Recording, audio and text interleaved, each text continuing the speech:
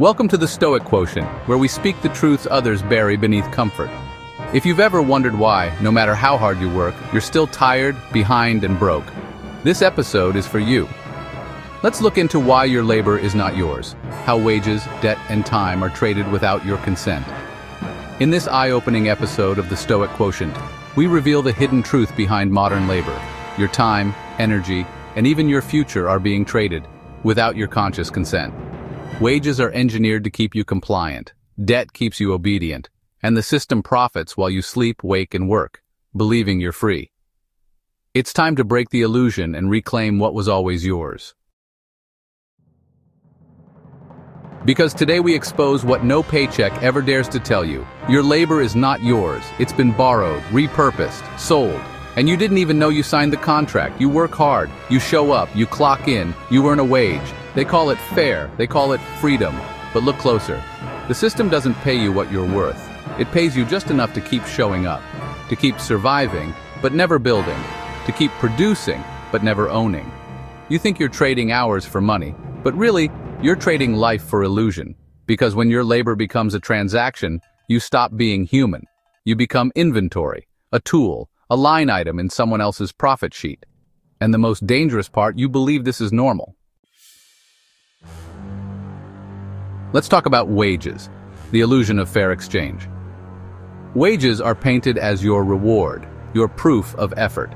But beneath the surface, they're a carefully calculated leash. You trade your best hours, your sharpest focus, your physical energy, and in return, you're given just enough to keep food in your fridge, gas in your tank, and a roof over your head. Barely.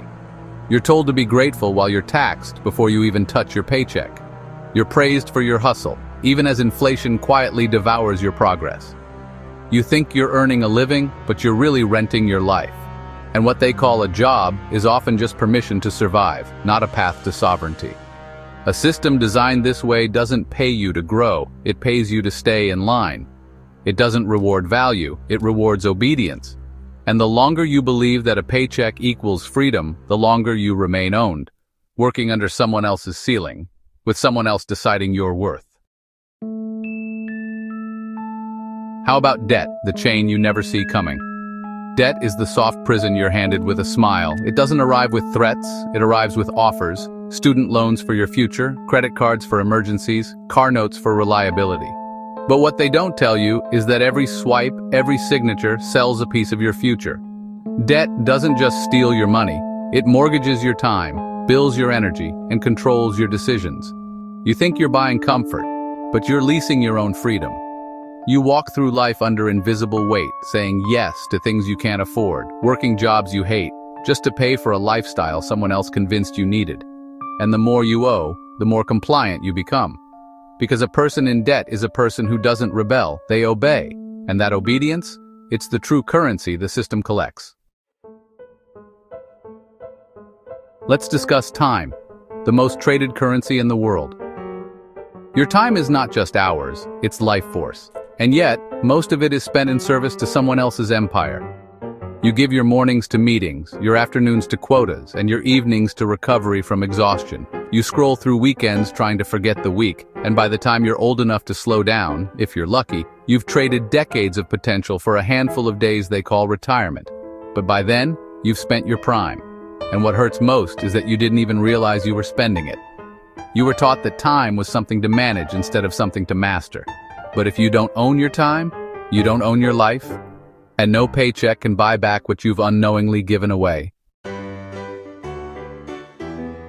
The Stoic Rebellion, reclaiming your energy. The Stoics knew this long before capitalism or credit scores. No man is free who is not master of himself, Epictetus. You cannot be free while your labor is owned. You cannot be wealthy if your time belongs to someone else. You cannot be fulfilled if your energy is spent building a life that isn't yours. But here's the good news. You can reclaim it. You can stop trading time for survival and start investing time for legacy. You can build skills that make money chase you. You can create systems that work while you rest. You can stop borrowing a life and start designing one. And it starts with awareness. Because what you can see, you can change. Rip up the old contract. The one that said, work hard and you'll be fine. Get a job and be grateful. Security is the goal. No, write a new one. I own my time. My labor serves my vision. My energy is sacred. I trade nothing without conscious intent. I am not an employee of this illusion. I am the architect of my freedom. If this hit you, if something inside you whispered, "They're talking about me," that wasn't coincidence. That was your soul remembering what it once knew. You were not born to survive. You were born to build something sacred with your time. This is the Stoic Quotient. We're not just talking about escape. We're training you for it. So stay with us. Like, share, subscribe. New episodes every day. Philosophy sharpened into power. For minds that won't be owned. Your labor is yours again. Thanks for watching the Stoic Quotient.